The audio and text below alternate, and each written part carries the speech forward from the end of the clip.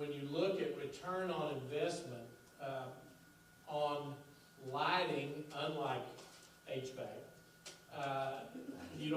there's no and outside temperatures don't have anything, they don't play anything. It's just changing these out for the LEDs, and then it's a mathematical equation. If you're going from a 90 watt to a 12 watt, as long as you're running that thing, you're saving money over what you previously would have been spending. So every light in the district is going to be saving money, and theoretically for the life of the system. So when they ran the cost, let me just say, I told them right up front, we could not afford to pay for this because we have been using our fund balance to pay for construction projects. And they do have an option of basically financing it. They've got a group that finances it for 2.27%, which that is not the group we have generally dealt with bonds. I called our bond guy, and he said that rate is a really good rate, considering, he said what they're doing is they're rolling the fees into their rate. They're not charging us all the fees, but they're putting that in the rate. So he felt like that was a very, that's a competitor of his, so he just said that's a good rate. He shoots straight with me. So just using the mathematical formulas, all the fixtures in place, when they run the numbers, if we make a payment of $15,100 and some odd dollars, we would actually be saving over those 5 years of the financing, saving about $165 a month. I know that doesn't set you on fire, but the next 15 years, we would be saving $183,000 a year because we have no payments, and we're still realizing the savings on each one of these fixtures.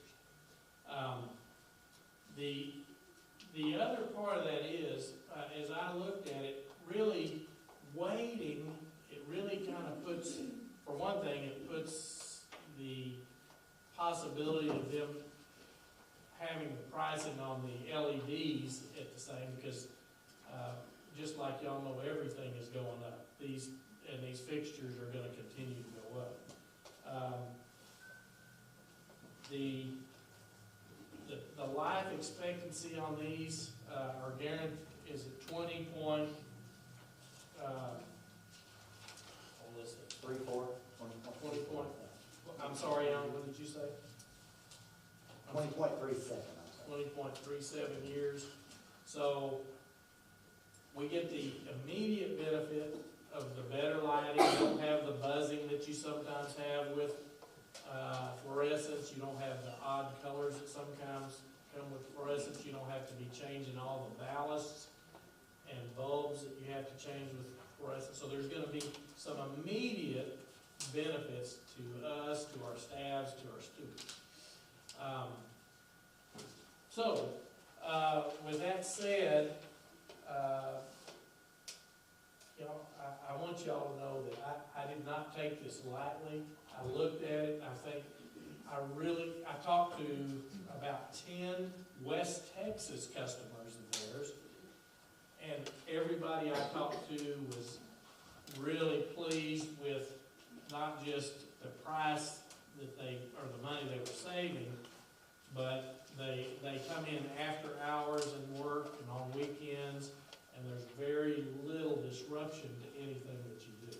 So I see this as a long-term benefit for the school district. Anytime, regardless of what happens to cost of energy, a savings, if you're saving on each fixture, if the cost goes up, then you're saving more. So anyway, I just think it's it's almost too good to be true. I always hate to say that because then the next line is, well, it is too good to be true. But, I would like y'all, not saying we would have to necessarily, Steve and I talked about this, because we haven't given y'all much time to chew on this. If we needed to come back again and revisit this, basically, they gave us a quote that was good for 45 days, and I think the March 7th board meeting would be just under that. We got this on the 26th. So, I mean, the only thing you would miss out on delaying would be that the number of days of savings, which is, it is what it is, but it's not a major cost or something else. So, threw a lot at you. Let y'all ask questions and I'll. How long will this project take? The actual length of the project is 6 to 8 weeks. That's only working at night with that cruise. So largely, and probably our operations guy over here would know a plan, because at this time of the year, you may still be using the gyms a lot, and we just work around whatever makes sense. so we do have spring break coming, that would help. And that helps. That's a nice one. That can bump us up, a full week, and sometimes more, because sometimes they'll bring a couple of crews out, and these crews only do, this is all they do is LED retrofits, so, it's pretty time consuming for me to do one, because I'm scared of it, number one, but they are very efficient at it and bypassing the ballast and going into the main. The only other thing, that Superintendent Wylie left out is, I know what I would be saying if I'm sitting on your side of the table is, what else could happen? We're still dealing with buildings. Something could happen. Very seldom does it happen, especially as well as y'all's buildings are maintained. And that's why we send an auditor out to look in every nook and cranny. And number two is you have emergency lighting, and we can't tell if those are working until we're up there and we test them all. So we don't just fix those and then say, hey, throw us the money. We evaluate those and say, hey, if you want us to fix those while we're at it, you can do that. But that is going to take care of everything for a very long time. The warranty on 92% of your project is 10 years. And that's just unheard of in the market. And that's because our owner went to Asia. You can only, just a moment here, LED is synthetic crystal. Due to environmental concerns, you can't produce that in the United States. It's only in Asia. So you can have people say, oh, made in the USA. Well, it might be assembled in the USA, but it's not made in the USA. So our owner went to Asia, procured a deal. The main thing that he was able to do is obviously lower the cost, which we pass on to you. And number two is a normal warranty for what we do is 5 years. Every once in a while, if you're in a really big district with maybe 30, 40, 50 buildings, you can get them to go to 7 years, and that's just the manufacturer wanting to sell us more. But we've got a 10-year warranty on 92% of the fixtures that you're doing. And just to give you a number, because I know there's a lot of information there, you all have over 21,000 different LED applications throughout the district. So there's a lot, and that does not include both of your East Junior High and East Elementary, because those are newer and you already have LED. And it also doesn't include your tennis courts, because those are already in very good shape with LED. What would be an example of what the warranty would not cover? Because it's 92%, I wonder what the... Oh, no, the other 8% is just maybe a can light. Can light is usually a 5-year warranty. There's some wall packs that you all have, and those are 7-year warranty, but for 92% of that 21,332, whatever that would be, not very good at math, those would all carry a 10-year warranty. The cost saving kilowatt per hour that you figured at 13 cents a kilowatt, is that our actual rate? Yes. That's our actual rate? Right, and so how we calculate that is, we put it to somebody in Superintendent Light's office, and they got us all of the bills that you all have for the last 12 months evaluated, along with the contract. And so when you're looking at kilowatt hours, what I've learned over time is that there's consumption and there's demand. And so 13.1, if I'm a consumer, I say, wow, that seems pretty high, but yours is all wrapped up in consumption, which is where you want it. Because otherwise, somebody's gonna have to be up here flipping the switch on demand because they're gonna hit you during the ice storm or whatever, and they're gonna charge you 80% of that the rest of the year. So, your rate is very favorable to what we do, because it's based on consumption. That's pretty technical, but That was, I also called their guy that does that part of it, James, Costin. Costin. And he said basically the same thing. He said, the thing that we as consumers do, and we do shop rates, is we get that 4 cents and 5 cents. And he said, when you're dealing with peak demands, that is a huge cost driver. And he said, it's always a little bit fuzzy, because the rates are never just what they seem to be. And there's a lot of moving parts. I found it interesting. He also talked about when if prices start changing in the energy market, even though you might have a contract, there's other pieces that they'll adjust other than the cost for usage. So, that's right. anyway. I'm wondering what Mr. Bassett thinks as far as maintenance goes and all that. So we've been through an energy program like this before. How long ago when we first came over here, when I came over? You're talking, schools. yeah, the cool We space. changed out some HVAC equipment, we went to PAs, we changed out nearly all our fixtures.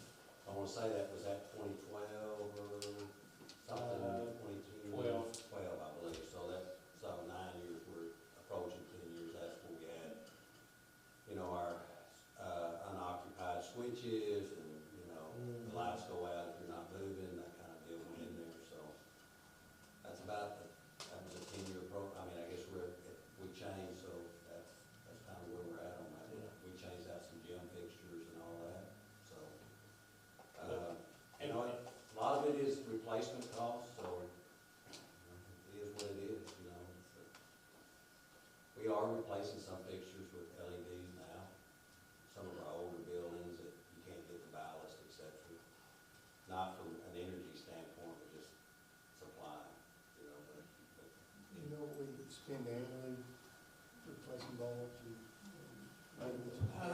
I don't know. Curiosity. I do know this, like at West Elementary, some of those classrooms, we have sensors in there, we're not really replacing that many light bulbs, but that sensor is about $300, so it eats up your energy savings pretty fast if you gotta change out the component that operates the system, you know what I mean? That's a high priced item, not just anybody can wire one of those up, so some of those things behind the scenes, I think LED is a little bit easier to deal on that, but it can eat up, and if they start going out at the same time, it's just like a chiller motor or air handler motor, once they start going out, and we have 400, 500 air handlers, that eats up your profit pretty fast, so really no way you can foresee that, I would say.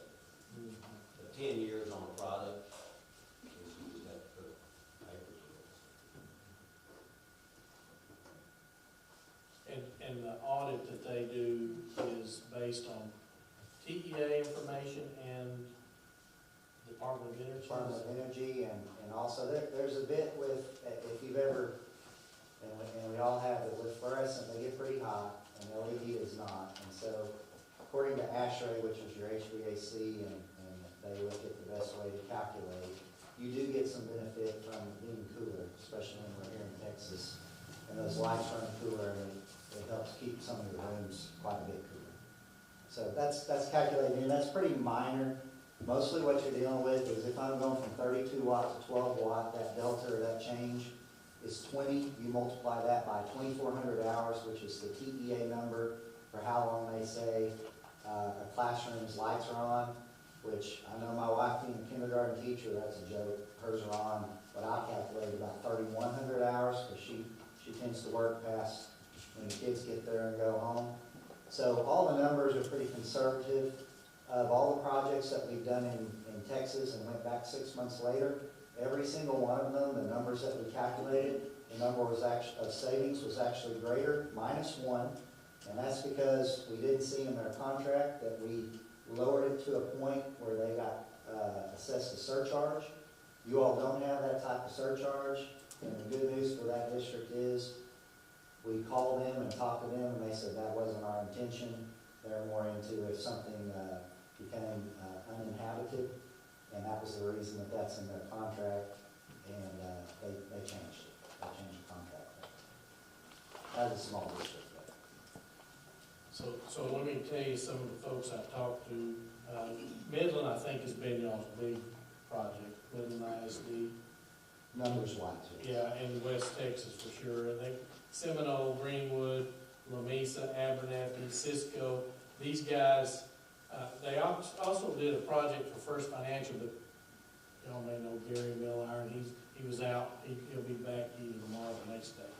But everybody I talked to said, again, that the situation when the install was taking place was good. They didn't have problems there. But they did realize a savings that, for the most part, seemed to be greater than what they predicted.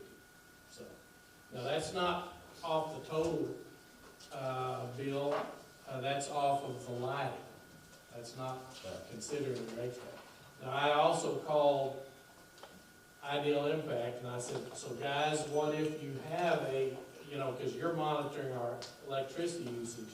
If we go into a program that's going to lower our electricity usage, do y'all take that into account? How do y'all do that? And what they said is they will take the information that they provide and work off of the baseline and give credit to us instead of themselves for that savings. So, You may have mentioned this before, where would this be coming out of? Would this be like our maintenance? this would be a monthly.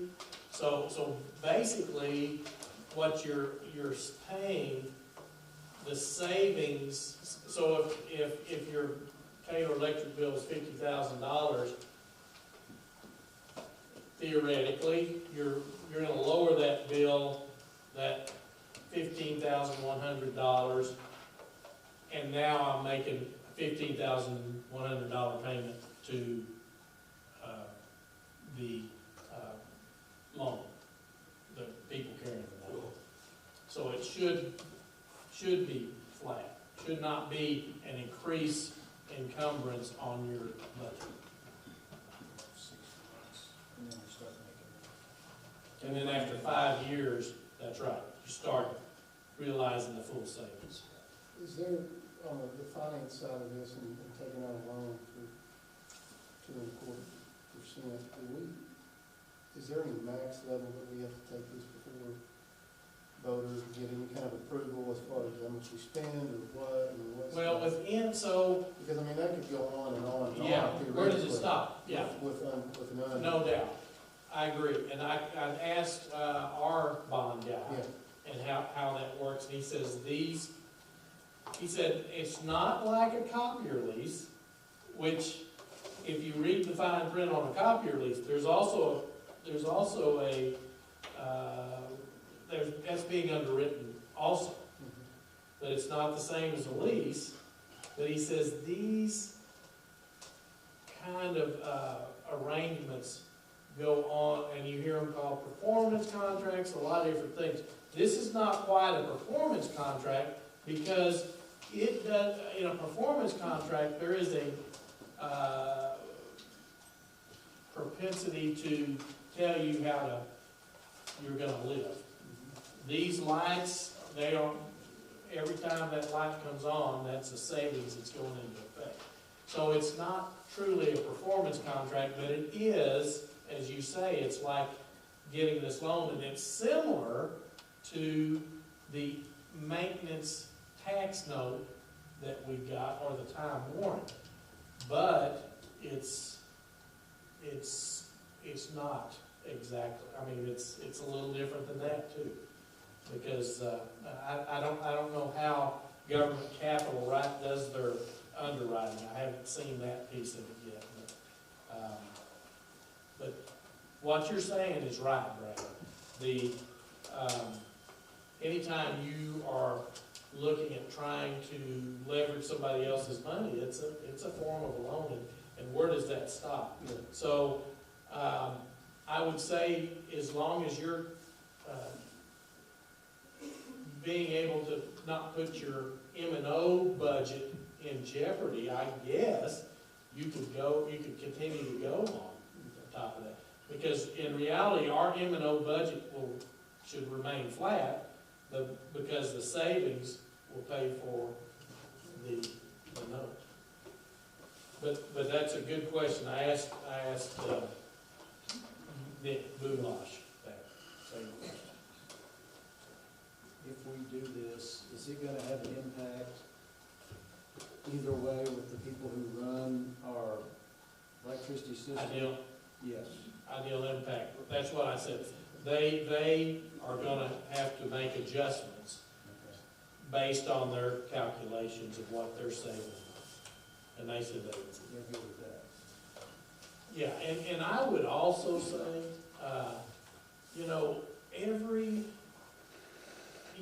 we are outperforming what ideal impact.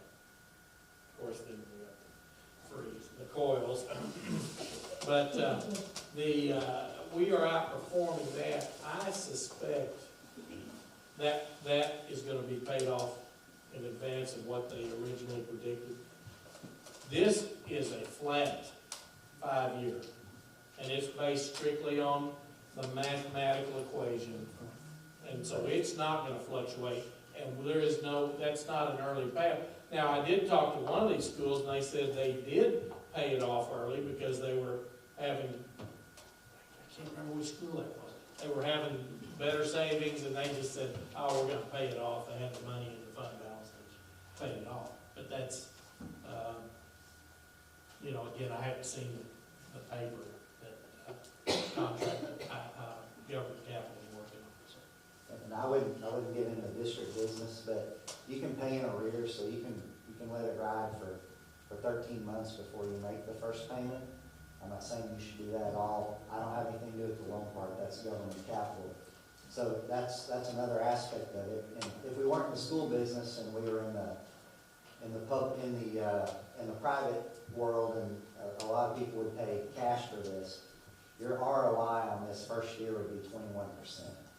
So it's pretty high to say if I'm, even though you're paying a bit of interest, not much at 2.27, but it's pretty easy to see that if I can borrow this at 2.27 and my return on investment is somewhere around 20, I'm doing pretty good. I'll take that if somebody can set me up, but that's really what you're looking at on the money side. Yeah, when you're looking at, again, proof's in the pudding, but 183,000 is what we would look at per year. And all these other guys, I'm telling you, school folks will usually tell you when they're not happy, and they'll tell you when they're happy. They don't mind telling you when they're not happy. And everybody I talked to was complimentary and said that they were fulfilling what they needed to. I'll be honest, I don't think I'm adequately prepared to be able to make this decision. I just don't. Yeah. Mainly, if we could, when we have a board meeting, I would like to see us discuss it a little bit more. Sure. I mean, obviously we have all this, but I would feel better about this, because we have a lot of needs coming up. Sure. I mean, we just pay cash for school, so doing another thing like this, where we're paying that a year, when we just bought lights and all these things, it's a lot to process. Agreed. And so I would appreciate if we could, Well, I don't know if you can do that, but. Okay. You can make a motion to table this. Okay.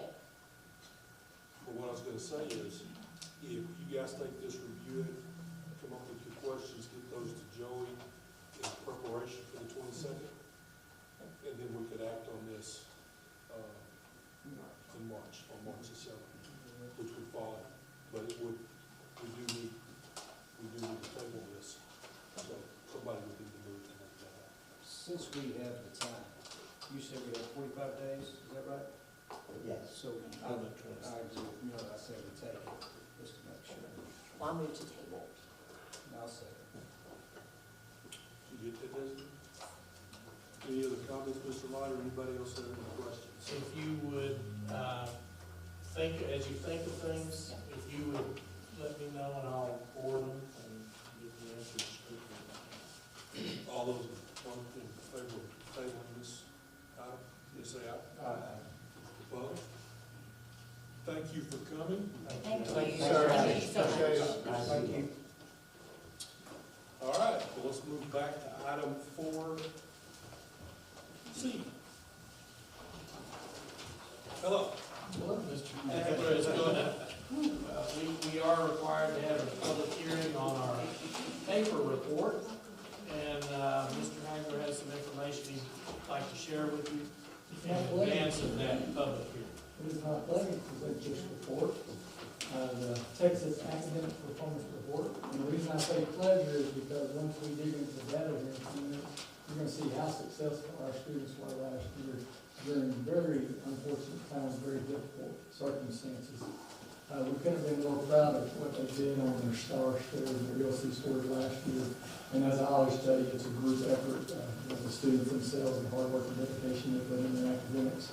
And then we get good criminal support in Wylie ISD, and we have outstanding teachers that work with these kids each and every day. And we also have great leadership from the ladies and gentlemen sitting behind me. So as a team effort, we did a great job, and our students were very, very successful. Not only do we have the district Texas Academic Report, each one of these principals have received their campus report, and we've had initial conversations that we're going to get together and look at the data and see, is there any improvements that need to be made at the different campuses as well. Mr. Light has asked me to go over in detail every line of this 28-page report. You're paraphrasing. Actually, we're very fortunate. Thanks, Mr. Light. We're very fortunate. This year, TEA has provided us with an accountability summaries and conversion chart, and it's going to simplify, I hope it's going to simplify understanding this very detailed report. So if you'll turn to page 22 and 23 of the board packet. 22 is what I'm going to spend most of the time.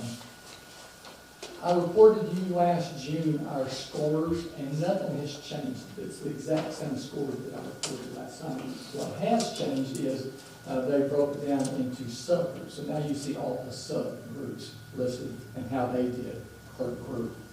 Our scores, as I've already told you, were really, really good, but really outstanding when you consider what our students have gone through. And I'm very proud to tell you that if you look at this report in detail, you'll see that each grade level on each assessment, we significantly, our scores were much higher than the state and the district. I'm going to repeat that. Every test, every assessment, every grade, significantly higher. And we're very proud of that.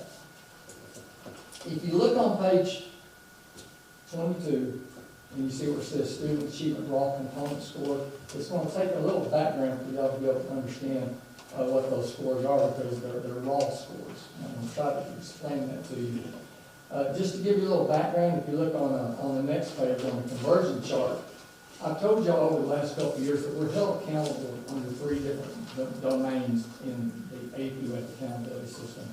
Domain 1 are your assessment scores. You break that down into approaches, meets, and masters, and I'll explain that again in a minute also. Also in Domain 1 at the high school level, they also add the CCMR, College Career Military Readiness, so that compiles Domain 1. Domain 2 is your growth. We can show no growth on this report, because if you remember back in 2020, there were no assessments, so you can't show growth on last year's score, so you won't see, all you should see is the old data, which isn't gonna benefit us, we've been seeing that for years, even on the district report does.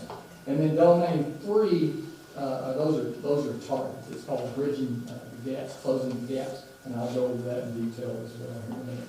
So let's look at, on this page, this is the summary, star performance.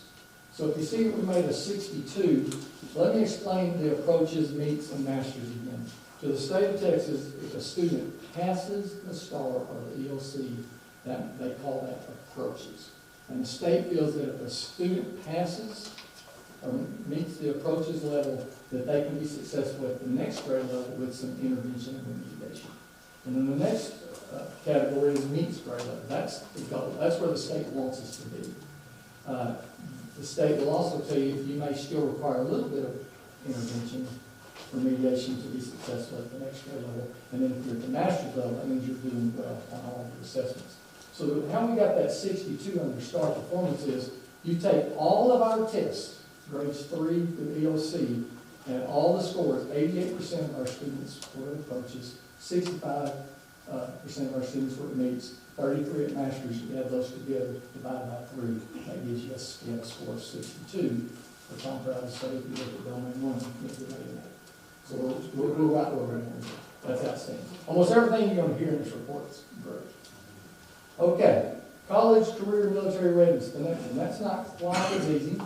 I do want to report once again, you see a 62. I've kind of already explained how that's going to mean that we made an A.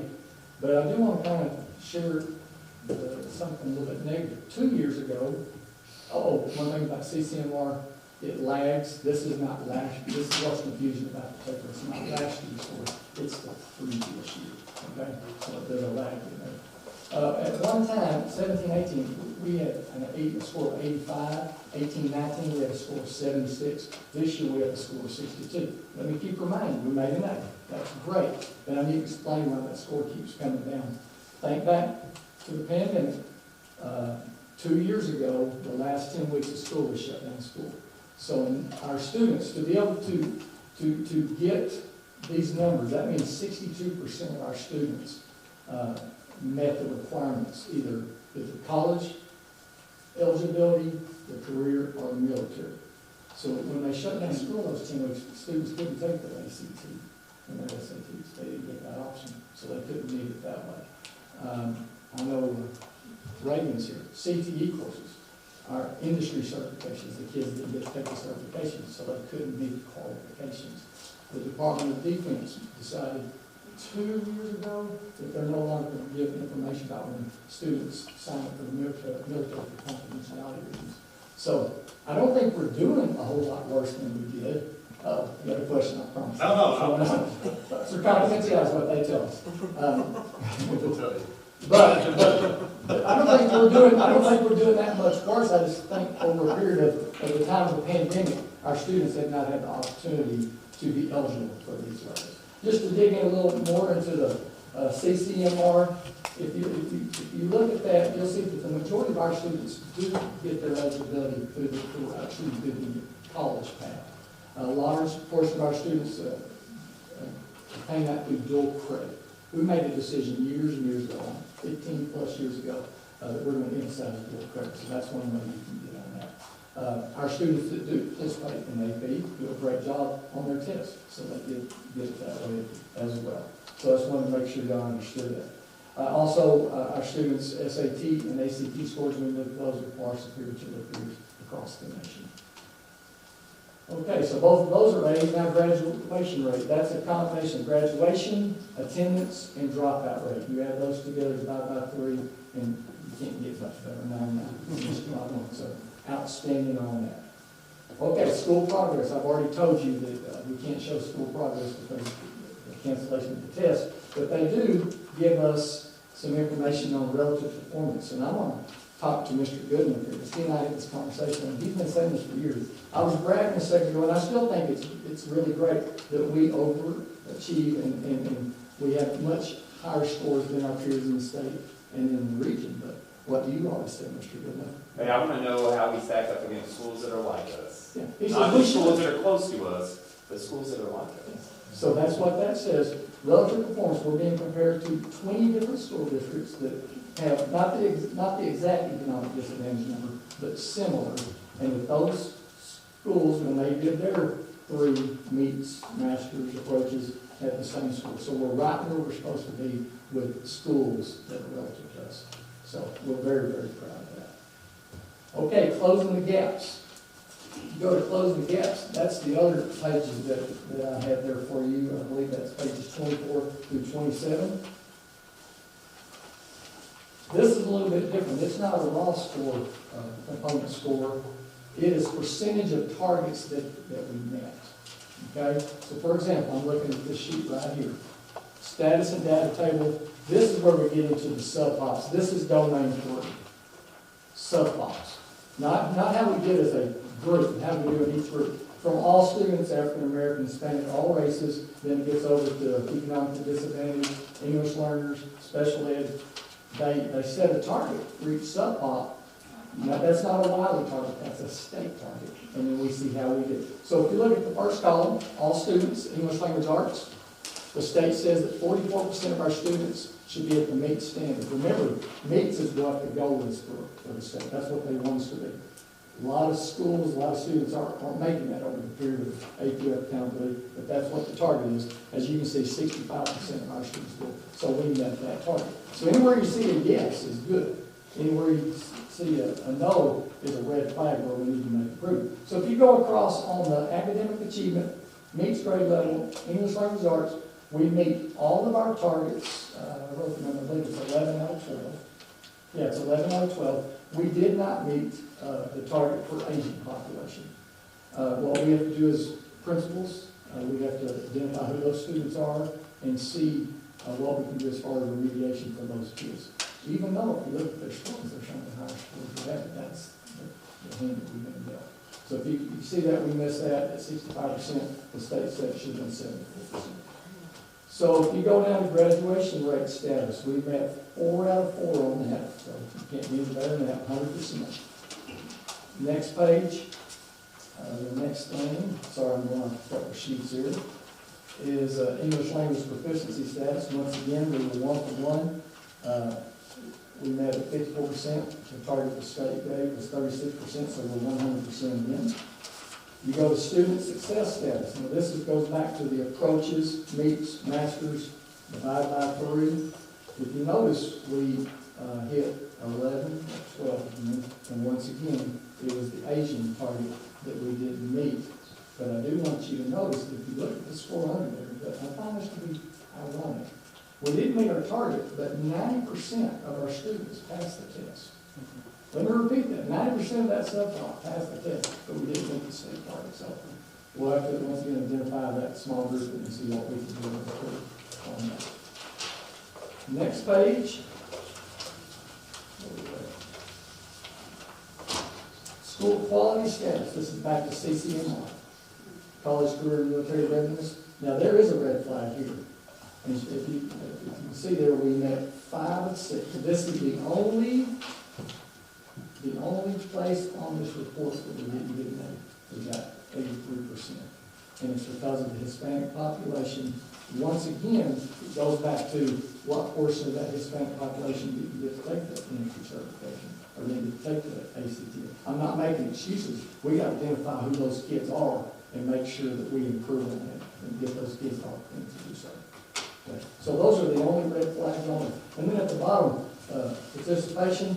I can't say enough great things about our counselors last year. We had 98% of our students participate in the assessments. That's a difficult task when you've got a lot of kids doing virtual instruction.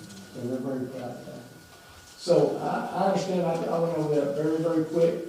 If you have questions now, we'd be glad to answer them. If you want to dig deeper into that information, email me, call me, I'll be glad to answer any questions. But I do want to close in saying how proud we are of the students. They did an outstanding job. Of course, I'm asking the military question. Is military readiness gauged on the ASVAB? And is that how that is tracked? It could be enlisted. Just whoever enlists? But they don't send that information to us, so we have to, the student has to come to us. They just change. And this is, I guess this is more just the schools wise, but do high schools still give the physical ASVAB? We're getting Because I that know, Wednesday. okay, because I know the ASVAB is also transferred into virtual, so you can actually take it at home if you want. So I wonder if that affects, if that could affect being able to do it at the school. I don't It know. used to just be if they showed interest in the military, then we could check that box, but now they have to enlist.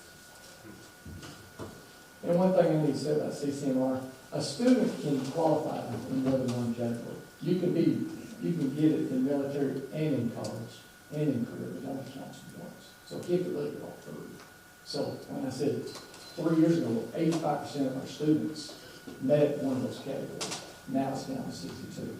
But I can assure you, once we get rolling, again, we start taking certifications and tests, we'll get back to that.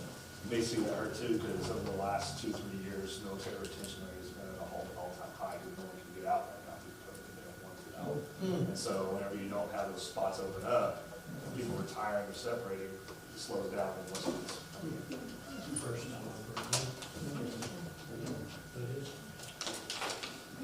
I'm here all night. Okay, thank you, Mr. Hackett. That's- No, but we actually have to, if there's any public input at this time. Thank you, Mr. Hackett, for the information. So now we'll open our public hearing.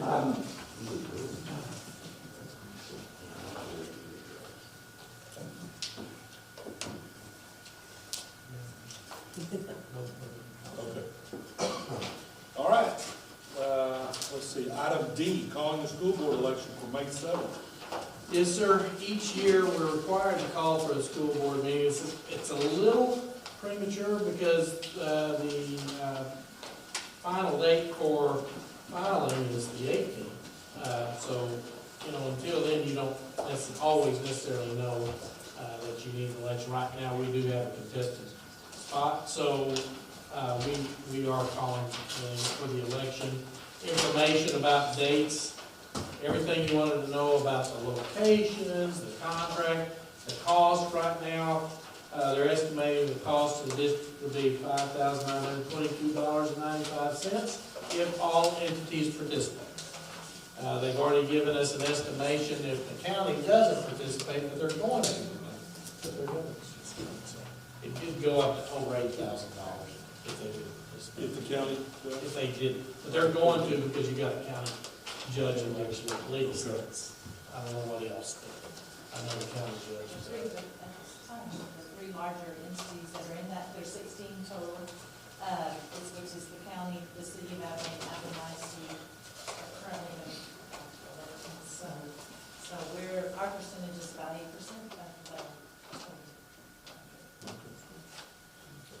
And then from page 67, you start seeing the early voting schedule, temporary branch locations on 68. On page 69, you see the proposed, ever since COVID, there's been problems with voting locations and getting people to work at the polls. It's really been an issue. I don't know if they've even mentioned that this year, but it was a real problem the last couple of years. So, any questions about that?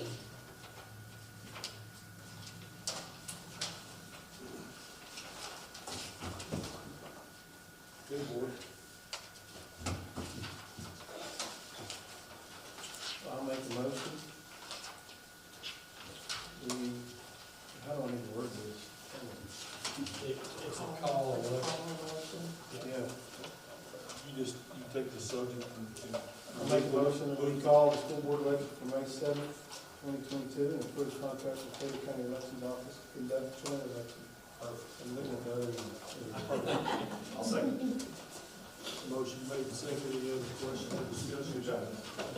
All those in favor, please say aye. Aye. Opposed? Looks like so far we're going to have an election. School calendar, Mr. White. We have shared this calendar with y'all in the past, and this went before our district advisory committee, actually our administrators, we talked about it before that. And then we did put it to all of our staff, and Jackie,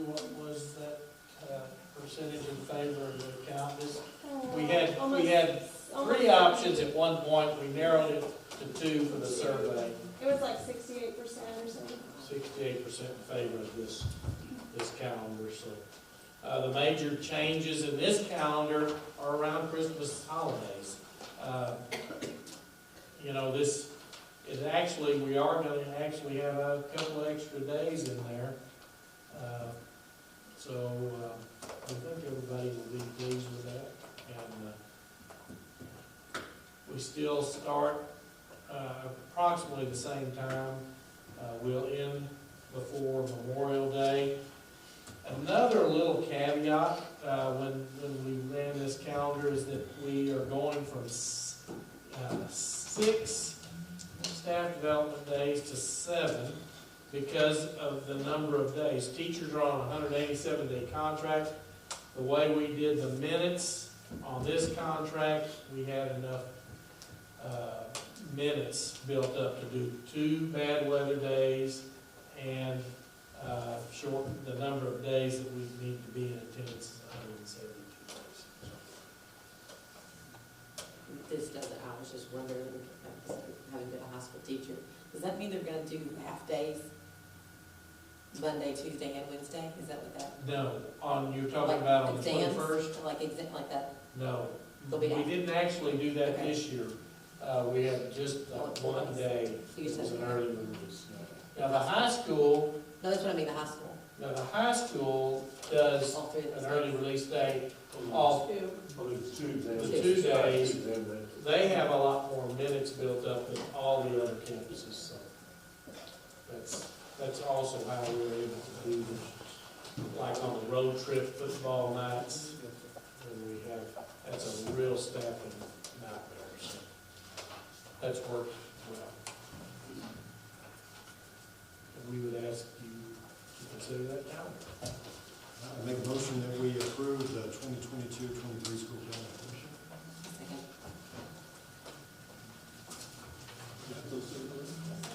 Any other discussion? All those in favor, please say aye. Aye.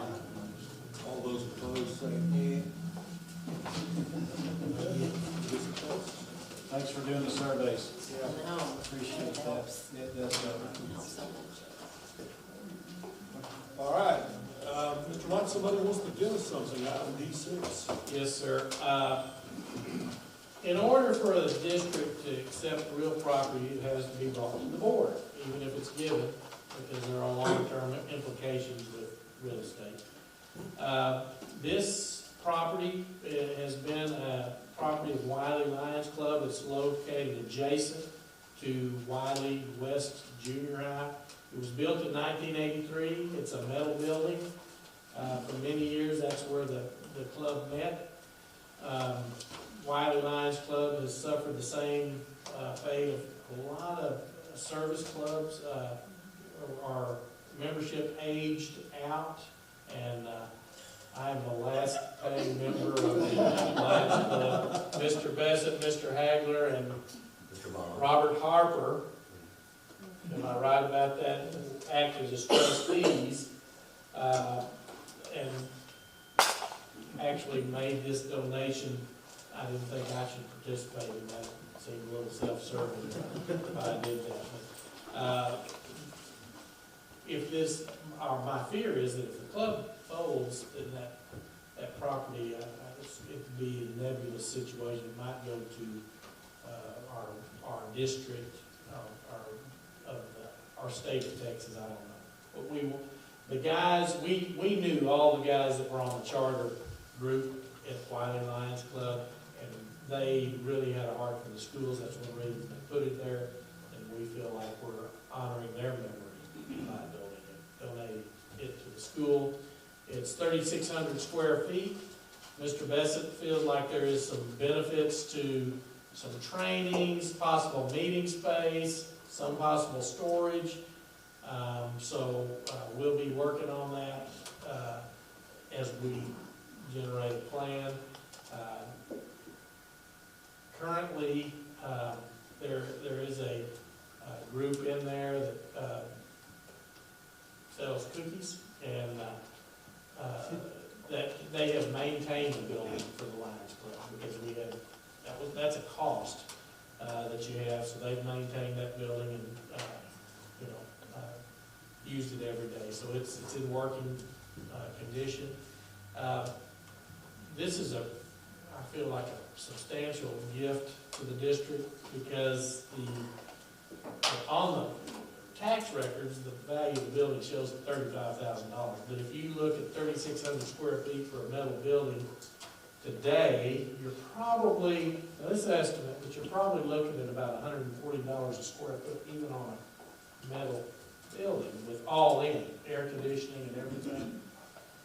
That may be a little high, but let's just say $50 a square foot, that'd be a $180,000 gift, and that's a real benefit to the district, so I would recommend that y'all accept that gift from Wylie High School. What's gonna happen to the people that are using it now? That'll be something that we work through as the district with them. I've already let them know that this was gonna happen. Actually talked to them a while back, and they just look at it, it was a real benefit to them to be able to do that while they could, but we'll enter into conversation. So.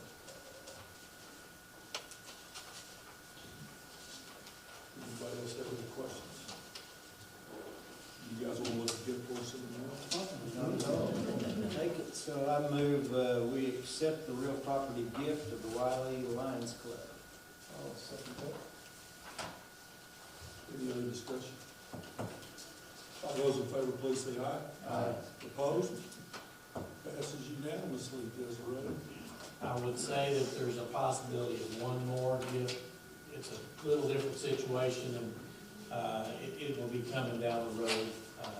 It's property between West Elementary and West Intermediate, so not much, but it won't hurt us to have it. Next item is approval of the resolution regarding House Bill 1525. Mr. Hagler has been working on this feverishly. We have a mandate from the legislature because of House Bill 1525, and I'll let Mr. Hagler address the requirements of that bill. The Wylie School Board will have to convene the district's local school health advisory committee, the SHAC is what we call it, for the purpose of making recommendations regarding curriculum materials, specifically human sexuality curriculum. The TEEPs in health were updated this year, and they have not been updated in a long time. And in the new TEEPs, there is more information about human sexuality than in years past. And so House Bill 1525 has made a requirement, a policy that the school boards must make a resolution where the SHAC Council will observe, will identify materials, will look through materials, and come up with a recommendation what they think is best for the students at Wylie ISD. And they have to follow the same parliamentary procedures that the school board does. Once that's voted, I will bring that, since I'm the chair, to the school board, and then ultimately y'all have to take that as an action item before the school starts next year. Obviously, when you're talking about human sexuality, that can be a controversial topic, so let me see if I can lay everybody at ease. The main thing that I need to convey to the board tonight, and to anybody in the community, and to our SHAC committee, is the new sex ed curriculum is an opt-in. Let me explain that. No student at Wylie ISD will be taught human sexuality unless their parents sign a sheet stating, giving them permission to be taught human sexuality. So when you look at these new health teams, human sexuality is in there. You would hope that there'd be a lot of textbooks to look at to adopt, but there's only one. Goodhart Wilcox is the only one that made the adoption list. And within that textbook has the human sexuality. Now, there's reasons why other textbooks did not make it through the State Board of Education, and I can only assume they have to do with controversial topics that might have been in some books and not in others.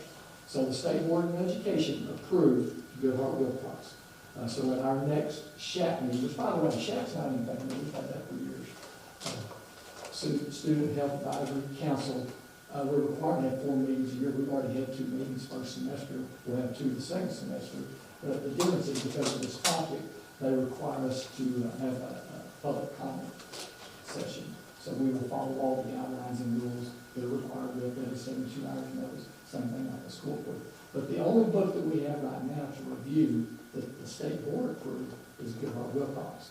There are other materials out there. So when we have Q&A discussion with the SHAC committee, in my position, I will emphasize the importance of that state board of education recommendation. Another thing that will lay parents at ease is if you're in a health class, and we only teach health at 8th grade and in high school, that's where you can have a credit, but you can't take it as an 8th grade. When we get this new textbook, remember publishers, when they make these textbooks, they're not just for the state of Texas, they're for all the states in the United States. So they have to gear it towards our teens. The human sexuality component will be taken out. So if a student's in a health class next year, hypothetically, because I don't have to look, we're waiting for the samples, I have it online as all. Say it's a hypothetically 300-page book, but 80 pages of it is about the human sexuality, sex trafficking, date violence, things such as that. That is a separate companion piece. It's removed and taken out of the book. So the textbook in the classroom is the rest of the health teams. And then the human sexuality curriculum is a separate companion piece. So we'll send out, we'll wait for direction from TASB on it. We're going to get it. About putting together a form for the parents. We have to give to them, I believe it's 15 days before you can teach it. They're very specific. You can't do a checkbox form with other things on there. It has to be isolated, singled out. Only human sexuality form, parent opt-in route. And then for whatever percentage of students opt in, we'll remove them from the health class and go teach sex education. So I think everybody should be at ease with that. Now, I know we all have a lot of questions over that. Other parts of the resolution, we go through here. I already told y'all that y'all have to take this to a board action from the recommendation that we give you. Curriculum materials proposed to be adopted for the district human sexuality instruction shall be made available in accordance with the applicable law. That's going to be difficult because if it's copyrighted, I can't purchase it. I can't give it to them for you. The school district not going to purchase to give them, but we will have copies made available at their central office for them to see. And as of right now, do not have those. I actually hope by the March board meeting, maybe have y'all some samples, if not maybe the next board meeting. So we want to give samples of that companion piece. And then it says, before adopting the curriculum materials, the district's human sexuality instruction, the board of trustees shall ensure that the curriculum materials are based on advice of the SHAC. We've already said that. Suitable for the subject and grade level. Once again, high school credit, 8th grade high school students only, and 3 reviewed by academic experts. So that's going to be our health teachers, myself, and we'll probably add members of that SHAC committee because they'll be the same meetings to have parental input as well. So all that put together, we'll make a recommendation to you. In a perfect world, we like to purchase books in April to get them here in time. We're going to slow play this. We're going to make sure we all have our ducks in a row before we purchase this. We can actually purchase, if the health teachers want the Goodhart Wilcox health book, we can purchase that. It would be the human sexuality companion piece that we would like to purchase. Questions? And I would just, as a reminder, this is the first step. All you're doing is approving really the process of starting. Allowing the SHAC. Yeah. So nothing is happening really. Has the book changed in the last couple of years?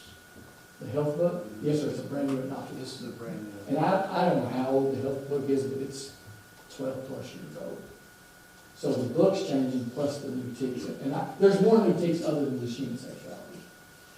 A question was brought up, our teachers, they love the health book, they have at least one of those. They can still use that as a resource, but they still have to teach how to have those resources. So you're required to teach the text, but then the local discretion is who you teach those text to.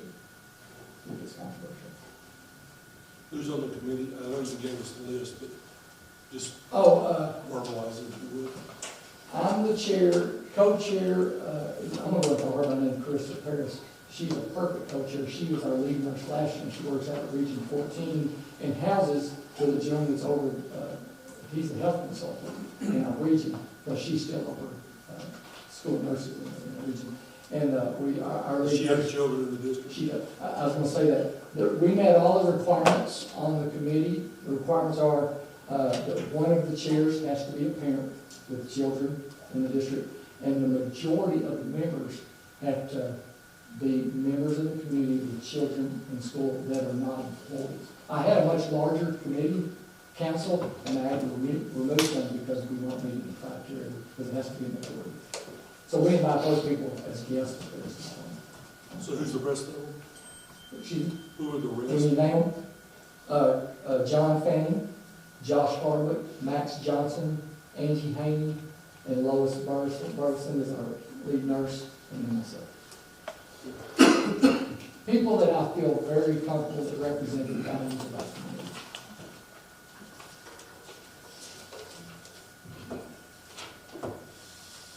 Anybody else? have any questions? I make a motion to approve resolution regarding House Bill 1525. Any other questions? All those in favor, please say aye. Opposed? Passes unanimously. Thank you, Mr. Hacker. Let's see. Innovative courses for 22-23 school year, Mr. Hacker. Yes, sir. If we teach innovative courses, they've got to be approved by the school board.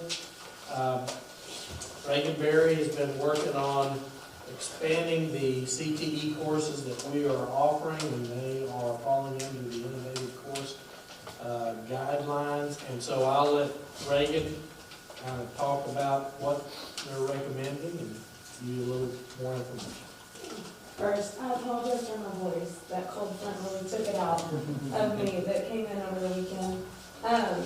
Right, so innovative courses have to be approved by y'all. In your packet, you should see the two that we're already offering. Our PALS program that we've done for years is an innovative course, and then our sports medicine where we get all our awesome trainers on the sideline. That's another innovative course. How many house classes do we have?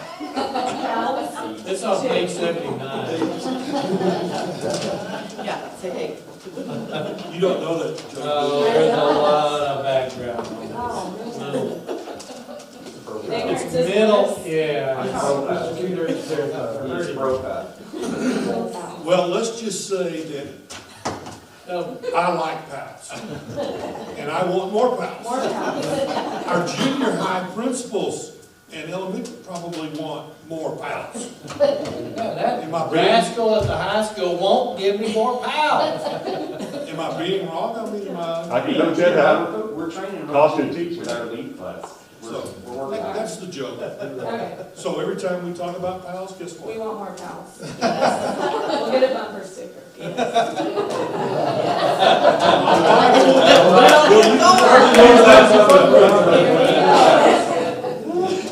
All right, I'm sorry. Alright, we're bringing in, quite a few new courses, and that's on the second page, and that's just an informative page for you, but the three that are advanced courses, or innovative courses, we're gonna offer a second level of floral design, and it's called Advanced Floral Design. That's a pretty popular class, and we wanted those students to have a chance to get to that next level. Sorry.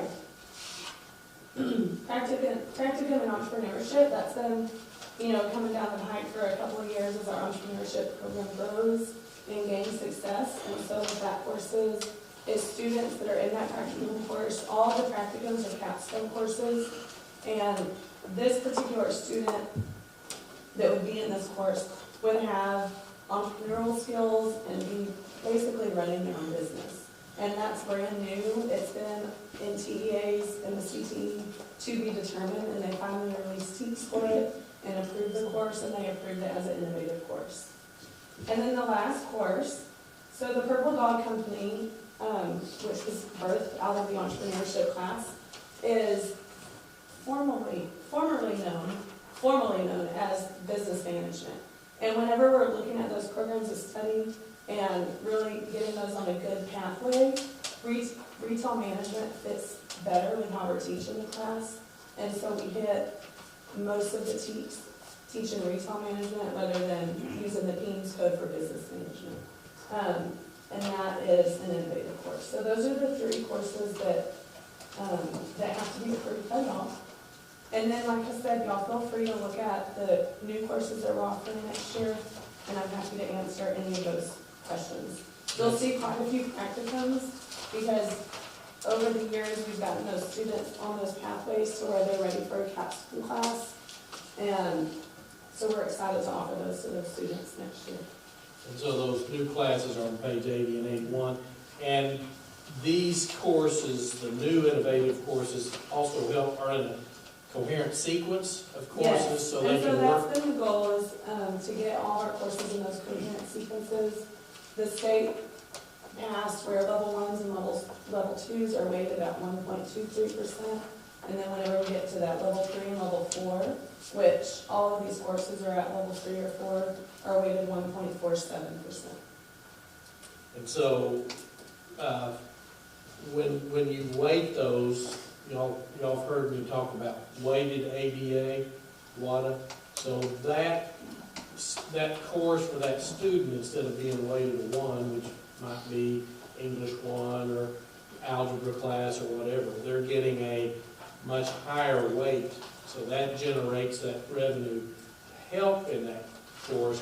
And the electrical technology course that we're talking about, that we did get money to help support starting that course.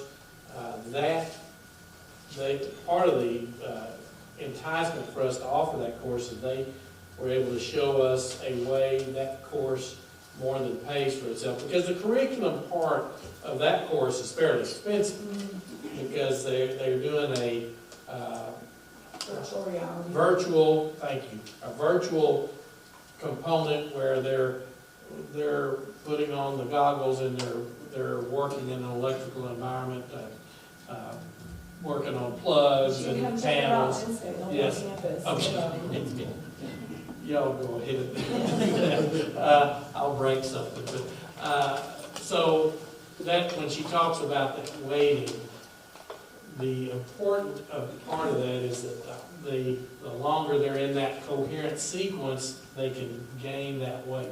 If they are always jumping around between, I'm not going to say culinary arts and ag and business, they never get a coherent sequence of courses, so they don't get that credit for that. Or if you're staying in one sequence of courses, you get the ability to build. And the end goal is for them to be getting some certification at the Right, end getting of the some day. industry experience and exposure. Is that electrical one, how high up does it go? I just know because we've Well, used, the 4-year plan will be principles of construction, electrical tech 1, 2, and then practicum. is it a licensed electrician that They'll start gaining pre-apprenticeship hours, and right now the company that we're working with for curriculum is lobbying to turn those into where they'll take those pre-apprenticeship hours and you can apply to their apprenticeship hours towards their journeyman license. I know that we've used, I guess ASD something does something similar, there's an actual licensed electrician, and they've done it one or two of our houses. So they can get a certification through NCER Okay. at the end of it. They can get that certification, but as far as it helps in the career pathway towards journeyman, How many students is this going to impact? which one? Well, the 3 advanced courses that we're talking about. I mean, that's a good question. For advanced moral design, we're prepared to offer one class, one section of that with the staffing that we have. Practicum of entrepreneurship. So those 4 practicums will actually be taught all in the same class period. We have a teacher that's certified to hit all of those.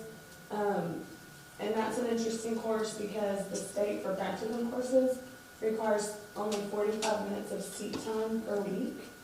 And so they'll meet once a week and then they're off campus doing their thing. Or they could be on campus. You can also have them gaining hours on campus. So between the 4 of those, we think we have about 10 to 15 students that would be enrolled in those practicum courses. These young men around here, hopefully, instead of they'll be able to go off campus and start getting some work done at the stadium or whatever they may need to do, you know, rather than being, in school. And so we're moving, and CT is pushing districts into a little bit of non-traditional, you know, world. And then the other one, retail management, which is Purple Dog Company, we have about 15 or 20 that will be in that course as well. So 50-ish maybe. Good. It always takes a little while when you introduce a new course for these things to kind of, to grow. Right.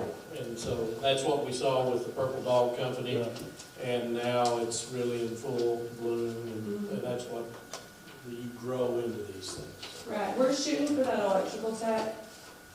We're shooting for 25. But anytime we create a new course, if we get 15 plus, then we're in good shape. Any other questions from you? Thank you, Mr. Barrett. Thank you, Barry. Is that an action item for the innovative Oh, yes, courses? yes. We'll get there. Okay, perfect, thank you. Pals. You know what else? I'll make the motion to approve state innovative courses, National Design, Craft Development, and Entrepreneurship, and Retail Management for the 2022-23 school year at Wylie High School. Second. Motion made and seconded. Any other questions? All those in favor, please say aye. Aye. All those opposed, say no. I think we're gonna do it. That's tremendously. All right, information. Principals, elementary principals, here we go. It's either hurry up or hurry back. Okay. No. Say hurry up. 0? See that? Okay, so for early childhood, you'll see our enrollment at the top. We're going to get another 3-year-old tomorrow, so that will increase by 1. We did our middle of the year required testing in January for pre-K and kindergarten. Both have required testing by the state of Texas. And so our teachers are meeting with parents. They met with parents at the beginning after the beginning of the year testing. Now they're meeting with them if they are really sure that maybe they're going to be retained, if they need to go to TK or T1, just to give them, you know, that just information ahead of time. Okay. Last week was National School Counseling Week, and so we honored Donna Neves, and she does a great job as our other.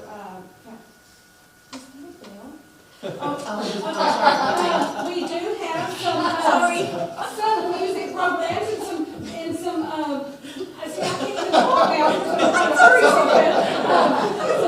Field trips to go on in April. Now down at the bottom, you'll see at the very bottom, you'll see that we've already picked our campus winners for the Middle Clear Fork Soil and Water Poster Contest. And so on February, today, they were supposed to pick the district winners, and so we'll know which of those 4 qualified, and then there'll be a banquet later in April. So, any questions? Sorry. That wasn't intentional. That bell was not intentional. That's a minute hearing. Oh, okay. I thought he had a little bell over there. I like that idea. And you did it ever so lightly. Any questions? Okay. Great job. Great job. Go back? Yes. Waste of time. I'm just going really fast. You're on deck. So as you can see, we've got about 440 students. We had a 100-day school. We did our in-class testing, which we did really well on. UT testing. Now this is the only thing I want to tell you about was our fun day. We had a trivia day last Tuesday, and everyone participated. Everyone in the whole school. We did a little trivia question, and then every hour we did that, and they had to answer it, and then the kids would scream, and everyone was doing it together. It was really fun. They got a prize, and that's all I can say. You can see all the rest of it. Before you leave, you did really good. Tell them what M-class is, because that's something Okay, that that's our they need to. in-class testing, that is what we do at the beginning of the year, middle of the year, and at the end of the year. And I actually had mine graphed by a teacher, not myself, she's really good, this really smart teacher I have. I said, graph it for me so I can see how we did, and we are right on track. It's harder the test is harder each time, so it does progressively get harder, but we are doing really well, we're right on track. Anyway, we had a Valentine's party today. We have our let's see, what else we got? Okay, our young audience is coming on Wednesday, and we have a little pastry coffee truck coming. And, I do want to tell you on the National Read Across America Week, we're having our Guidance people come and read to us, so that's another. And you can see all the rest. Is that good? All right. Thank you. I walked in while they were doing one of those questions, and that was the funniest thing I've ever seen. It was just so much fun. The kids were in the cafeteria screaming at the office. It was really fun. What kind of trivia was it? Well, let me tell you, okay, real quick, I just want to ask you a question. And these are some of them. What was the rarest M&M color? Blue? Brown. Baby blue? Brown. And one more real fast. In the state of Georgia, it's illegal to eat with a fork eating this. Pizza. Fried chicken. Well, everybody knew that. It was great. It's like, okay. It was great. I don't know.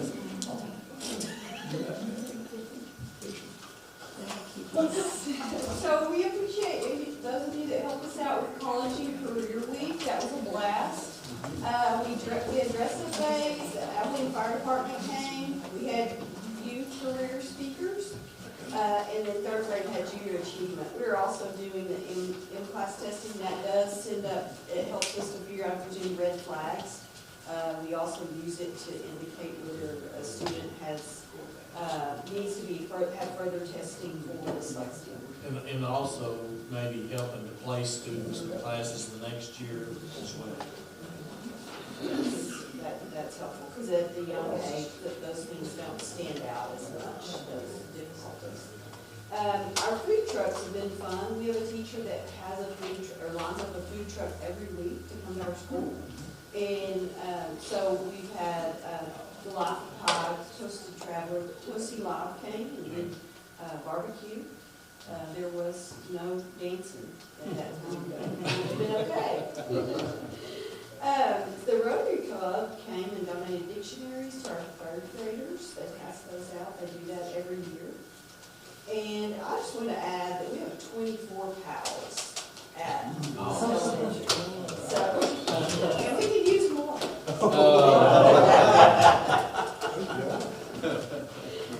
You were good news then. We could use more as well, Mr. Wylie. Hey, talk to the high school. Open door policy. Hey, I just want to say thank you for what you do, and when I was looking at my list from the last time I spoke, I left number 1 up there, and that's of course our teachers, our aides, our faculty, they're just doing a terrific job. You know, we started out this semester, and the COVID numbers went pretty high that first run around MLK, and we were doing a lot of different things, you know, working the lunch line, mopping the floor, doing different things like teachers covering, and the main thing is we kept school going.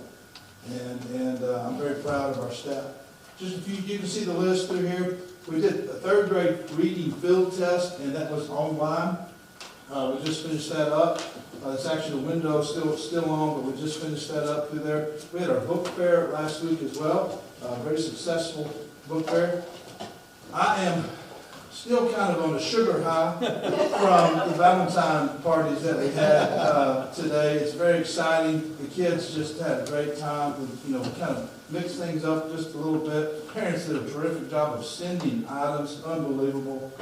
We let them eat a little bit and send a lot of it back home. So some good stuff there. And again, the PTO, the food, the truck, the coffee and breakfast truck came by today for our campus. We were going to do it Friday, but they ended up having to reschedule for today. It was a perfect day for that. We appreciate that. Instead of the M class, we're hitting in 3rd and 4th grade. We just did January benchmarks to kind of see where we are. And on those benchmarks, we only test what we've covered so far. But then we'll do a mock test, you can see on March 8th and 9th, and we'll do the 3rd and 4th grade math at the same time, and the reading at the same time, very similar. We'll shut down the campus, just like you can see later on in May, when we do those 2 days for our STAR testing there. So it just gives us some data. We're always looking at data to see, which kiddos might need to go in the math lab or reading lab or just other things. If you look right in the middle, it was Counselors Week this week. We have a great new counselor, Renee Coltrane, and she created, you can see it, it's the Possum Award. And so what we want our Bulldogs, we want them to leave their paw print. We want them to leave their paw print and be positive. And so she gives 5 tickets, every staff member, custodian, teacher, I get 5, and each 6 weeks, during the 6 weeks, we get 5 for 6 weeks. If we see a kiddo, we catch a kiddo doing something good, we get to give the ticket, and we write a little what they did on the back, and just all kinds of things, just helping a friend, holding the door open, picking up trash, all kinds of stuff. And every day, at the very end of the announcements, right before we do pledges, we announce our awards, and kids come down, and it's just good stuff. And so, I will tell you what, we've had on this one particular month, they started helping our custodian suite. Had a custodian that was out for the week long, reason that we're out for a week long these days. And so we were a little bit short, and had some kids come up, and I ran out of brooms and dustpans for that week, because they come up, I had to say, no, can you remind me, can you tell me on Tuesday, and they'd come up, and I'd say, be fine, you'll share or something. But they were so excited about helping out, and so it's good to see that. Any other questions? Thank you guys very much. Thank you, sir. New addition here. I guess I'm the 7th and 8th inning guy, you do the 9th inning. Yeah, the new kid on the block. So get everything that they've been talking about, and I won't repeat, because a lot of things that we're doing over at Wylie East Intermediate, I've either stolen, borrowed from each one of these principals. So I like to thank them, thank the board. There's a lot of people that, whether you know it or you haven't, have had a hand in us opening the doors. So it's been really fun. So really fun. Enrollment's doing well. Attendance rate I didn't put on there, but I looked it up today. We're at about 97, so we're kind of getting out of that COVID funk. Some things that are a little bit different. Taking the Wylie East Intermediate initials, we kind of came up with "we is greater than I." Kind of have that mindset that we're going to accomplish everything together instead of just ourselves. So I call it Paradise Island out there right now because we are a little way out there. So to the But east. it's short trip to. But it is a short trip to Fuels. It's at the church next door. So that was my first. So I thought I was hunting pheasants there for a minute walking through there, but just didn't have a blocker. So another little thing, acronym we came up with, trying to catch students who bark. Just playing off bulldogs and barking. Again, be respectful, act responsible, reach goals, and keep it kind. So we put that on a T-shirt. That became our inaugural T-shirt sale fundraiser. So that's going to end tomorrow. So if you haven't already, check us out on social media. We're just doing online orders there. So play off my last name.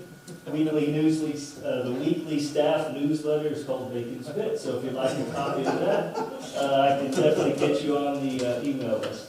One thing that was a little bit harder than I thought, trying to find out. We don't have our Taylor Electric sign yet, but we are looking for this week or next week, trying to get that up so you kind of find out where we're at. I've blown through Mr. Light's 2 flags that we've had, the little teardrop flags there in the front. So they've kind of ripped up. They've gotten beat up a little bit. So the sign, the Taylor Electric sign is actually a marquee. That's the marquee. That'll be out at the front drive with, Wylie Intermediate on it.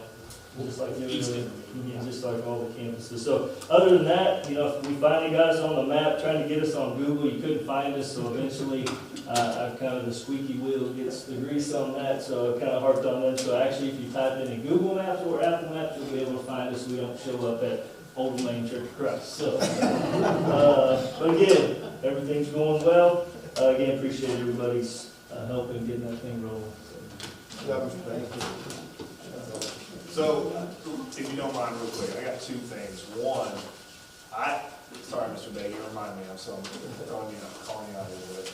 So So, during the snowstorm week, I don't know about y'all, but I probably got 8 or 9, 10 maybe messages, Facebook messages, comments, whatever, with pictures from all of y'all out there scraping windshields off of kids' cars at the high school in Sperry. Pictures of Mr. Bacon, by the way, your staff's creeping on you, because they sent me pictures of you scraping not only their cars, but the bus's windshield. Like, that is amazing.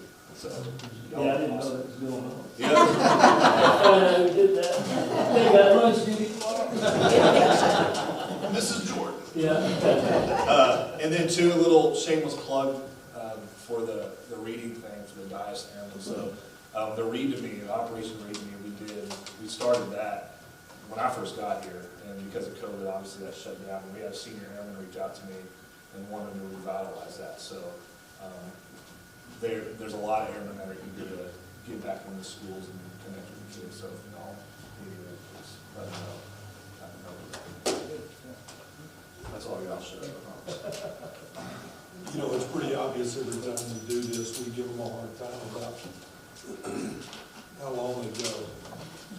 But it's remarkable what our staff and our students accomplish. And leadership makes a difference, and we're great in this county. So thank y'all for what you do very much.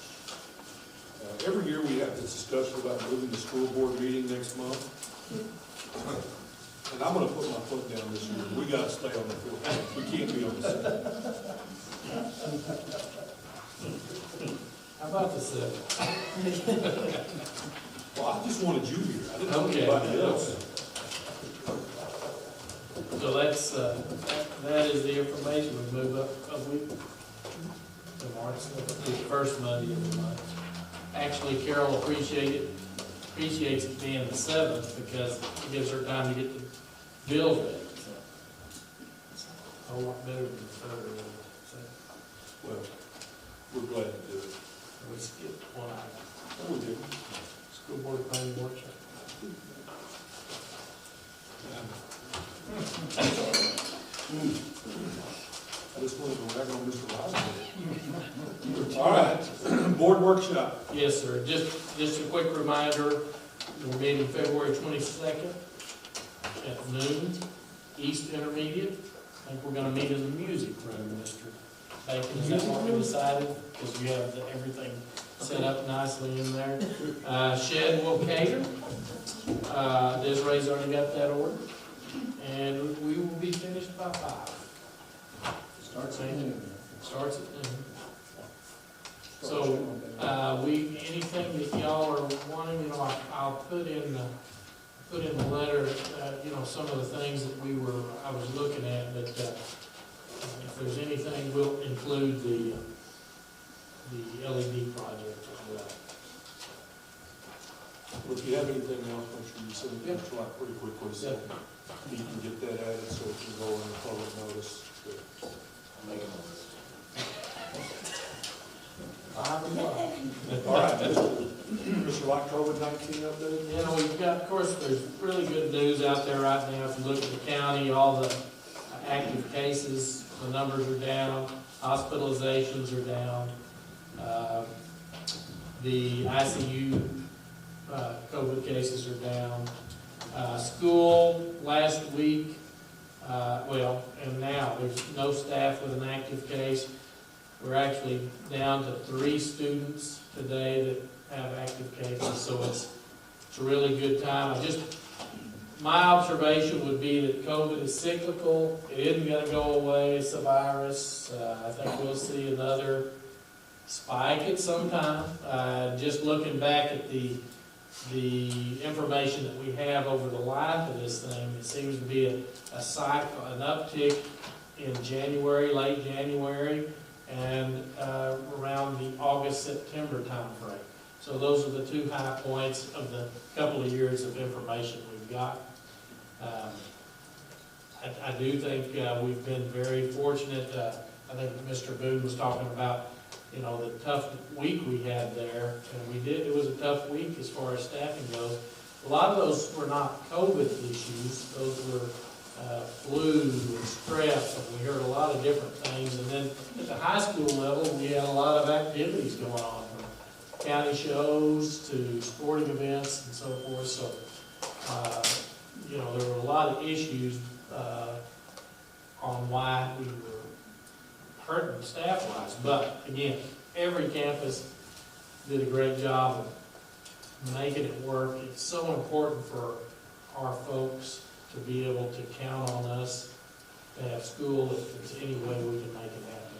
And I can't tell you how, I mean, we don't get a lot of things that are going to be able to put out there, but people will come by. I just use my morning, my high point of the day is first thing in the morning when I get to get kindergartners and pre-Kers out of cars at this campus, and they were just pouring, thank you so much for having school today. You know, these are folks who are trying to put food on the table, and they've got to be at work, and if their kids are healthy and we can have school, they want us to do that. So that's where we are. It's good right now with the COVID numbers being down. So we just thank the Lord today and deal with what happens in the future. Have we replenished testing? We did. We actually. Well, they extended the date on some that we had on our Abbott test. We had 500 of those in stock that they kept encouraging us to discard them. We kept them, and then they extended the expiration, and we got 1,000 new ones on our new system. So, and then, you know, of course, that demand has dropped some, so we're in pretty good shape. So we don't have near as many testing, and then of those testing, really nobody's hardly positive. So we were at 70% that one high week of positive of the number we tested. So and I will say, you know, right now the staff is under a different number of days that they have to stay out as compared to students. But again, that's the Department of Health and Human Services. the state health services. Health services, excuse me. Yes. Yeah. Which we're still in a state of emergency, so they control the state of Texas, really not the CDC at the federal level. We're state controlled. It's all about data, and when you start talking about children, who has the data, how long are they infectious, how long are they symptomatic, and we just want to get somebody to make a move on the data. They haven't yet, so hopefully it'll happen in the near future.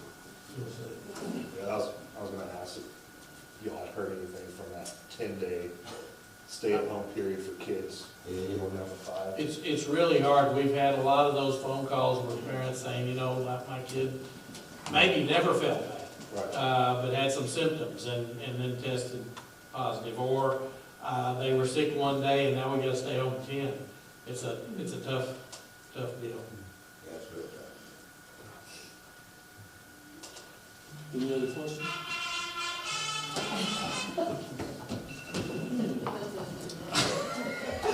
We need to have a fine, job or something like that. I know, right? That was such an irony. That just sounded like losing.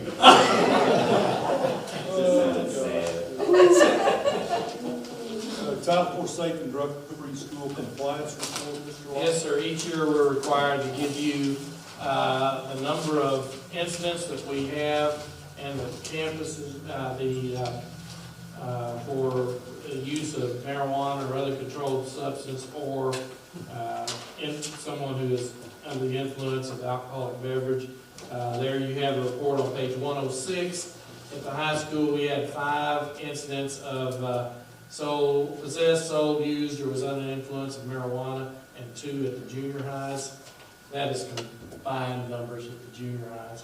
And then at the high school on the alcohol, we had 3 incidents, and again 2 at the junior highs. Is that pretty consistent that we've done? Yes. I think last year we looked at it, it was 10. I mean, it was, yes. It's very similar from year to year. We use the same template, so we're able to see that. And it's just not a lot of those. Now, that doesn't mean that we don't have some issues that we don't catch, but those are the ones that we catch. How long is this time period? That's the school year, 2021. So that's full year. It's the last school year. Right, correct. Am I allowed to ask what that was specifically? So we pull that out of our discipline reports, and the only thing I gather is the kids, those each have a separate, Like the type, I guess. what do we call that code? It's not the, is it the reason code? Is it action? The action code is what you did to, it's the reason code, I think. And it's, so most of our offenses are 21s, and that means you're violating student code of conduct. Then there's these that have a separate code, and all I get is the numbers, I don't get the details. Okay. I was like wondering like vaping or that type No, of stuff. vaping's actually a chapter 21, isn't it?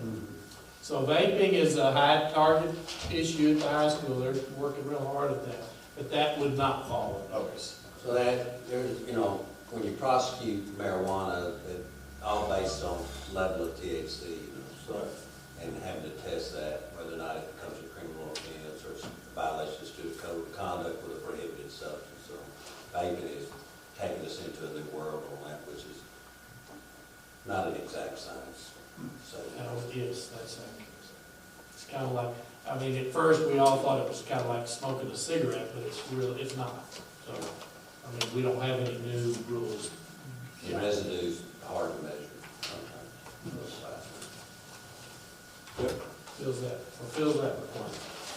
Construction update? Yes, sir. Right now, the only item we've got working is the lighting project.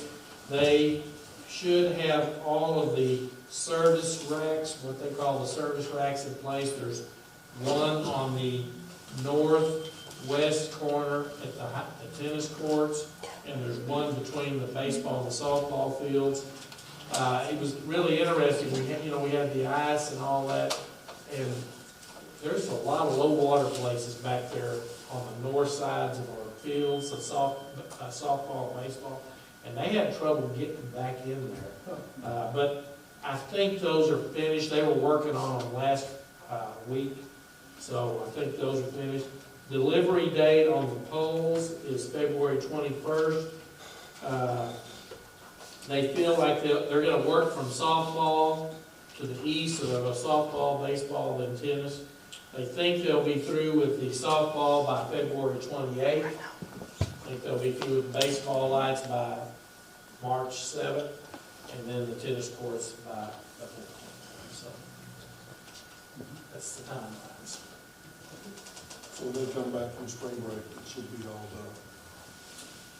That's about the time it comes back, that's right.